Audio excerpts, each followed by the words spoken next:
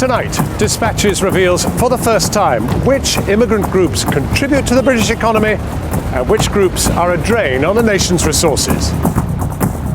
We are going to challenge many of the accepted views about immigration.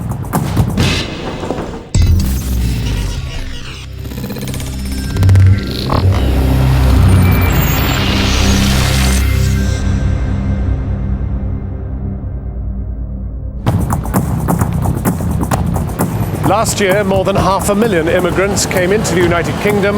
More are arriving every day. These huge figures are putting a dramatic strain on public services.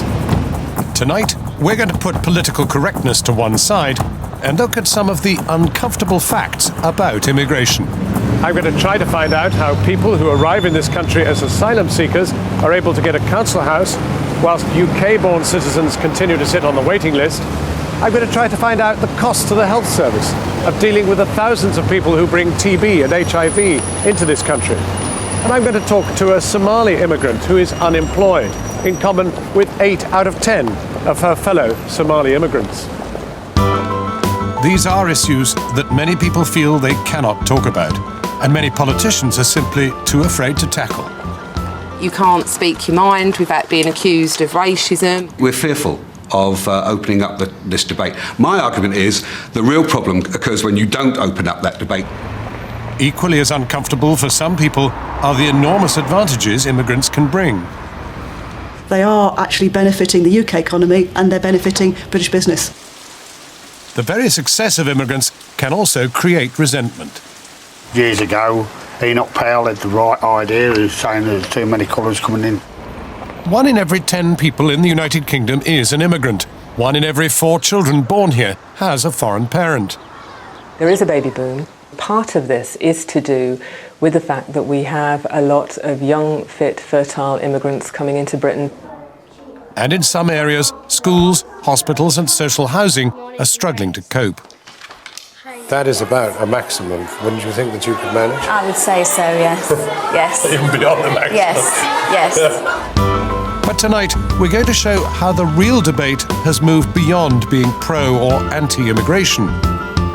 We can do this because Channel 4 has commissioned the Institute for Public Policy Research to create the first ever comprehensive report on the contribution Britain's different legal immigrant communities make to the economy. Their rigorous analysis of the best statistical information available means we can now reveal the hard facts about key characteristics of immigrant groups. Everything from the tax they pay to the benefits they claim. This report reveals the immigrant groups who get more from Britain than they put in. But it also shows those immigrant groups who benefit this country, like the Nigerians, who are amongst the most highly educated new arrivals, or the Americans and Poles, who work longer hours than anyone else.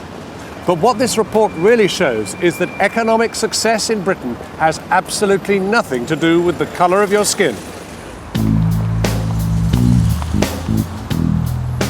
London is one of the greatest cities on earth and one of its richest.